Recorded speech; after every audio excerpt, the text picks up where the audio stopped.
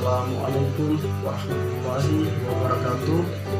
Baik, untuk video kali ini akan dijelaskan peran, tugas, dan fungsi masing-masing anggota kelompok di ruang anggrek kelompok 1. Selamat menyaksikan.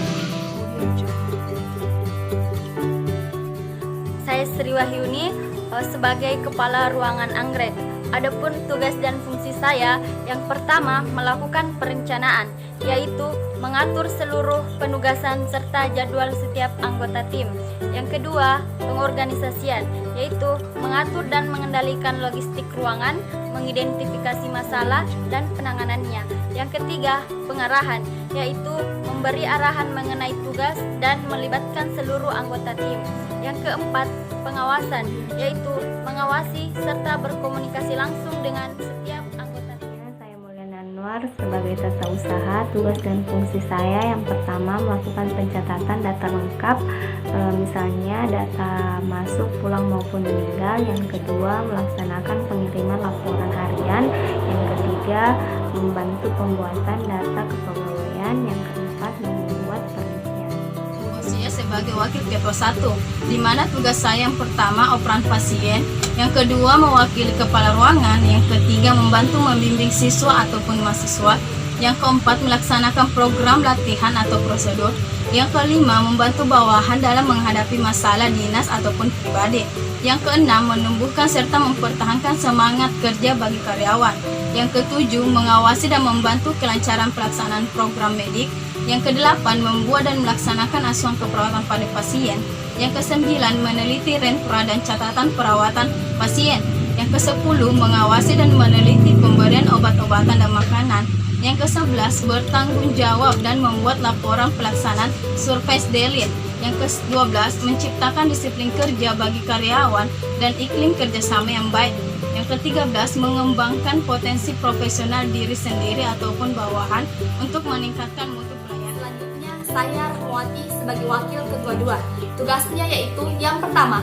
melakukan operan pasien, yang kedua, mewakili karu atau mewakili rapat, yang ketiga, membantu mencatat dan melaporkan tindakan atau reaksi pasien pada catatan perawat, membimbing dan menghadapi bawaan dalam pekerjaan atau pribadi, administrasi pengolahan dan obat-obatan, dan membuat dan melaporkan asuhan keperawatan, membuat perencanaan, pengadaan sarana, menulis sarana dan obat-obatan, melaporkan kerusakan alat sarana, menciptakan kerja bagi karyawan, menciptakan iklim kerjasama, mengatur cuti dan daftar dinas, dan pembinaan karyawan. Kenalkan, saya Ilmi Liniah. Di sini saya sebagai ketua tim A.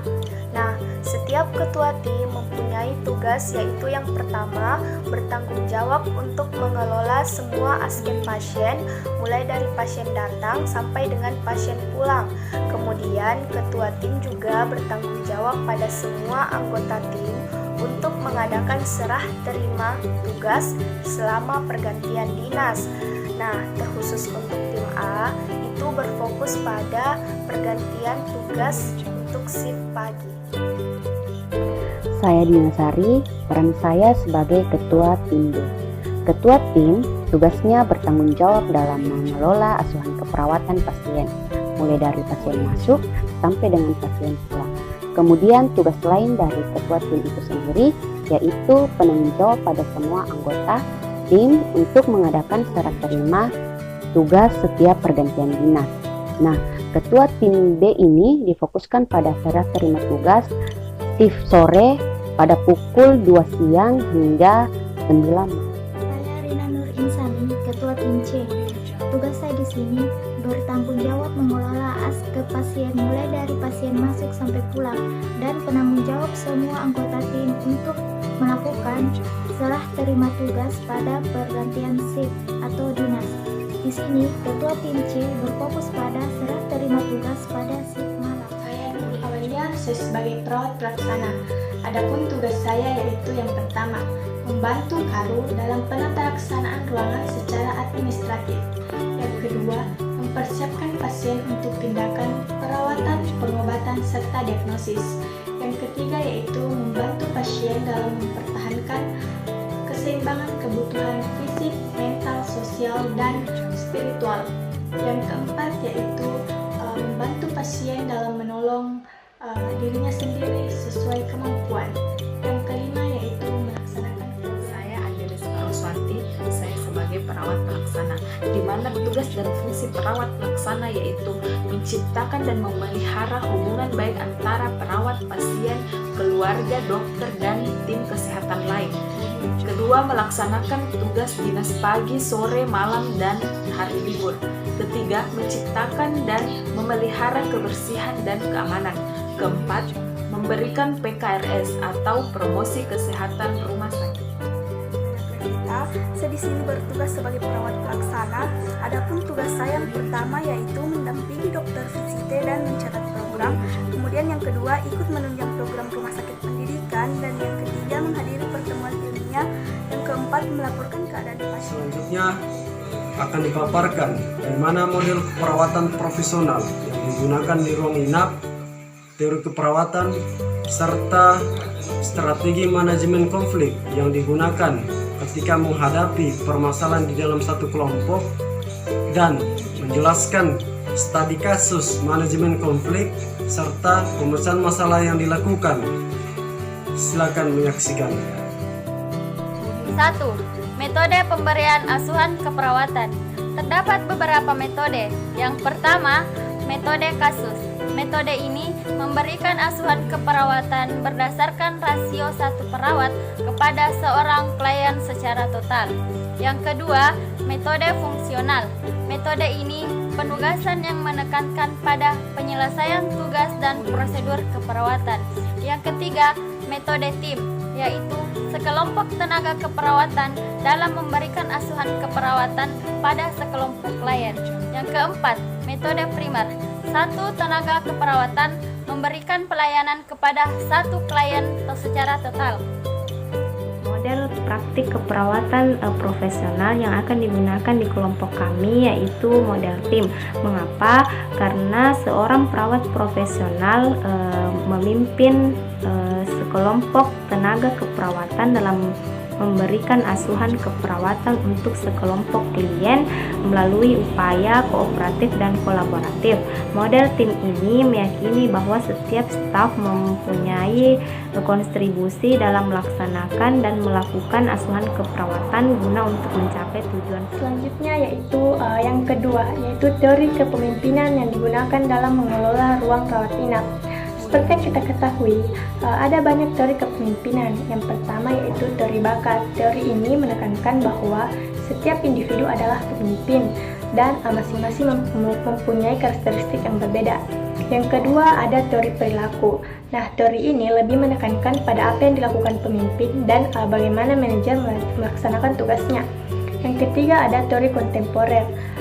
Teori ini menekankan pada empat komponen dalam pengelolaan. Yang pertama ada manajer, yang kedua staf, yang ketiga pekerjaan dan lingkungan.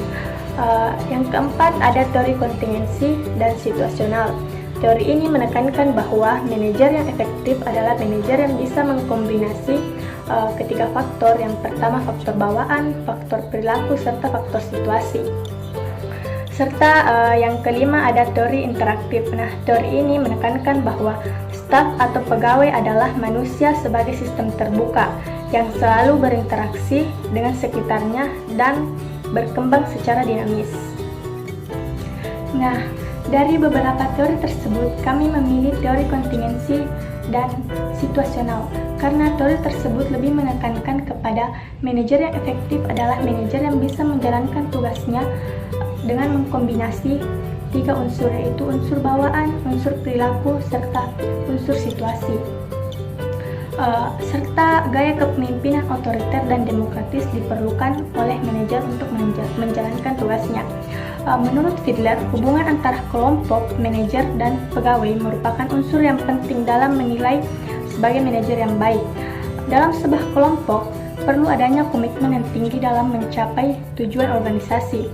Kompetisi antara kelompok dapat dikurangi, serta komunikasi serta kebersamaan dapat ditingkatkan untuk mencapai tujuan organisasi. Selanjutnya, manajemen konflik.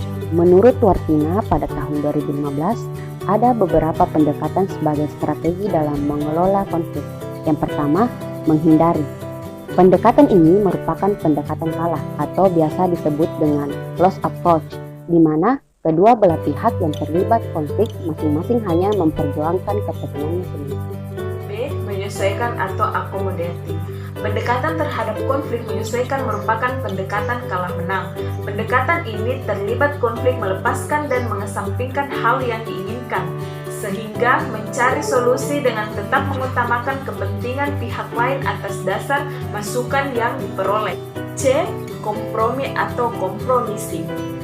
Pendekatan ini merupakan pendekatan terhadap konflik di mana pihak-pihak yang berkonflik tidak ada yang menang atau kalah, karena adanya penyelesaian konflik dengan cara melakukan negosiasi terhadap pihak-pihak yang berkonflik, sehingga kemudian menghasilkan solusi atau jalan tengah atas konflik yang sama-sama memuaskan. Kompetisi.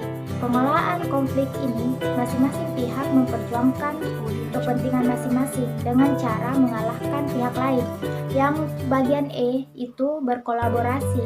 Di sini pengelolaan konfliknya dengan cara bekerja sama dan mencari solusi bersama dan tetap menghargai kepentingan masing-masing.